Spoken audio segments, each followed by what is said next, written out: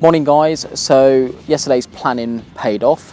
We managed to capture a really lovely sunrise this morning. So on my walk over from the car park, the pre-dawn colours looked really good, and then as I was approaching the area where I wanted to take some pictures and trying to find a composition, that light started fading, and I was getting a little bit worried that we weren't going to capture a really nice sunrise this morning. But as the sun started rising from behind or above the horizon, those colours come back, and they were even better than the colours that I first saw in the car park this morning. So it just goes to show that you need to be patient and persevere, especially as far as light and nature is concerned. But that's what photography is all about, really, isn't it? It's all about patience. Right, so moving on to location information. So just behind me, we've got Ivinghoe Beacon, and we've just come down the path a little way just to find a composition. Ivinghoe Beacon's really great, especially for me, because it's fairly local. I've got about a 20 minute drive from where I live to come here, so it's really good to try and get here on a whim. So we've got a really lovely view. So it looks out towards Bedfordshire over in this direction, and also the Dunstable Downs. And then over to my left, we've got Buckinghamshire, and a little bit more over to my left, which you can't actually see, but if you was on top of the hill, you'd be able to see it. You've got Hertfordshire over there as well, so you can see all three counties from the top. So really lovely location. Just behind me, not forgetting to mention, it is Ashridge Forest, which again, another lovely place, particularly in autumn. Really nice place to come and take pictures.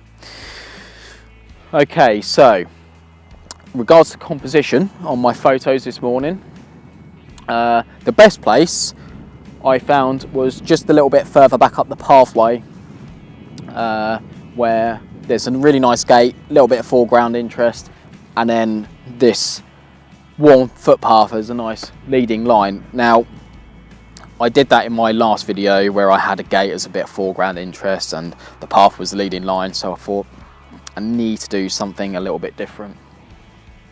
So I didn't really want to seem like I was repeating myself. So I thought I'd try and challenge myself and find something different. So got these really nice thorn bushes, a little bit of foreground interest, which then kind of looked out towards the landscape, which is kind of my mid-ground interest, and then beyond that the horizon and also the rising sun as a little bit of background.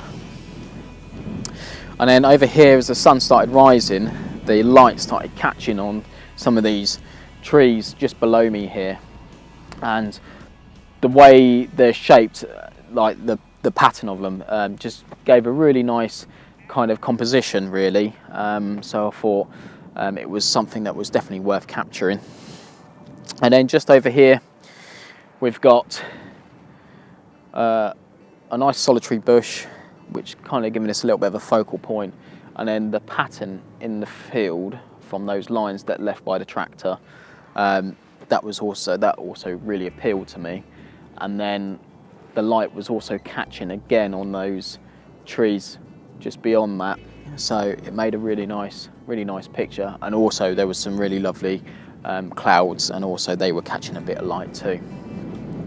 Also there was another picture, so using the footpath as a nice leading line, and earlier on there were some sheep just in front of me, so they were giving me some really good foreground interest. Okay, so I've also got a time-lapse set up. Now I need to check this to see if the time-lapse is any good, because I did shoot it directly into the sun, and sometimes that can mess things up a little bit, so not too sure if this is going to make the video or not. But settings on this: f10, auto shutter speed, -1 on the exposure compensation, ISO 200, and we're on a cloudy white balance, and focus is set to manual, Remember to set this to manual, the focus, because otherwise it just wants to keep focusing, and the problem with that is that it gives a kind of almost shaky feel to the finished video as such, because it's just focusing all the time. So make sure that's set to manual. I made that mistake on my last video, and fortunately I managed to recover it. So we were taking 350 images and they were shot at 8 seconds apart. Right guys, so that's about me done here for today. I'm gonna pack up and head back to the car and get some of these pictures back on the computer. I just want to take this opportunity to say a massive thank you to you all, for those that you who've subscribed, those of you that leave comments, and just, you know, leave all the good feedback that you do. Please keep that up. Really love hearing your feedback, whether it be good, whether it be bad, whether it be neutral, and whether you've got some really good suggestions. It's all really important, because then I can, you know, get an idea of what you guys want. So yeah, please keep up those comments. So as always guys, if you've enjoyed this video, please give us a thumbs up. Also, if you wish to see future videos, please subscribe to my channel if you haven't done so already. And once again guys, thank you very much for watching, and until next time.